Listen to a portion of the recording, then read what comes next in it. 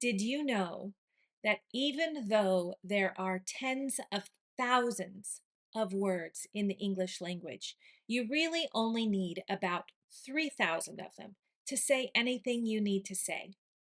I'm teaching 3,000 words in 3,000 days. Stick with me and you'll get a new word every day.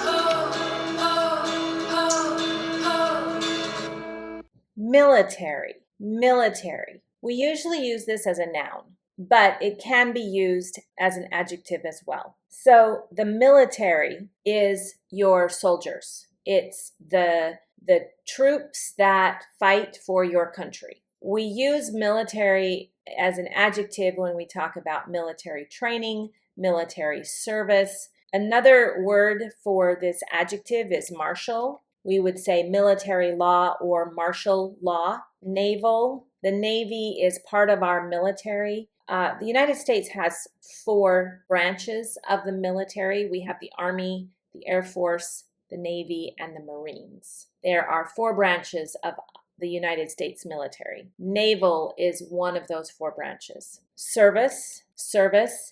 He is serving in the military. That's kind of the collocation that we use. Soldier or troops. We talk about our troops. Soldier is one of them. We say troops, meaning the numbers or all of the soldiers. We also use the word soldier with on to mean to soldier on means to push forward even when it's hard.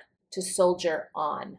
The military base on the coast holds training exercises every summer, preparing soldiers for real-world missions. Military base is a place where armed forces live, work, and train. We have bases all over the world. You probably have a U.S. military base in your country somewhere. Many people believe military discipline helps develop strong leadership, responsibility, and self-control. Military discipline is strict rules, order, and behavior. So we can talk about military discipline not in the military. For example, she runs her household with military discipline. That means she's very authoritarian. She expects that everything is done in a very orderly way. The word armed forces, this term, is another word for military. Armed forces. Armed. Here's my arm, but when I arm myself, I give myself a gun or a knife. I arm myself. So armed forces is another term for military. The government increased military spending this year to invest in new technology and defense systems. Military spending is the money that a government will give to its military. Some historians argue that military intervention should be a last resort in international conflicts. Using armed forces, there's the term armed forces, to influence events in another country. Military intervention. Her family has a long military tradition, with several generations serving in different branches of the armed forces. My family does not have a very strong military tradition. Some families, every generation has many people who serve in the military. I think we might have started as with a strong military tradition. Both of my grandfathers served in World War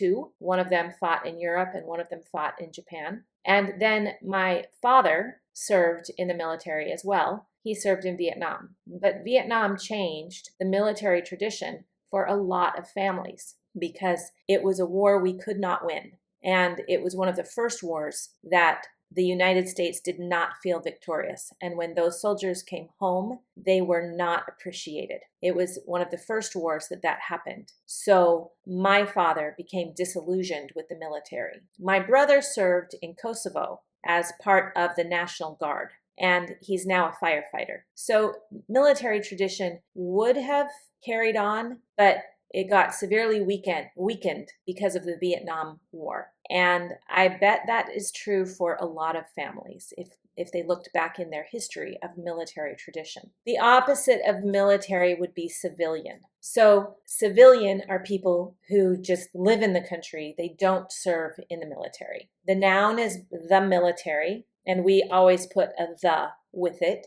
The verb, there's another noun with the military called militia. Militia is like the military, but they are organized groups that are not organized by the United States. Militia is a word that just talks about a military-like group. We have many of them in the United States.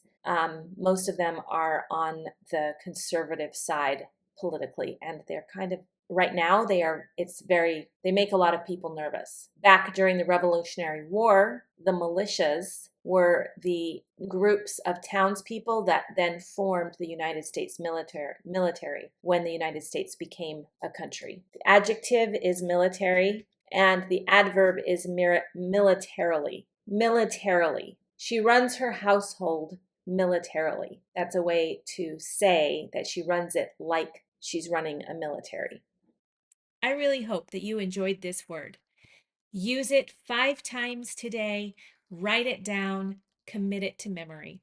And I'll see you in the next lesson.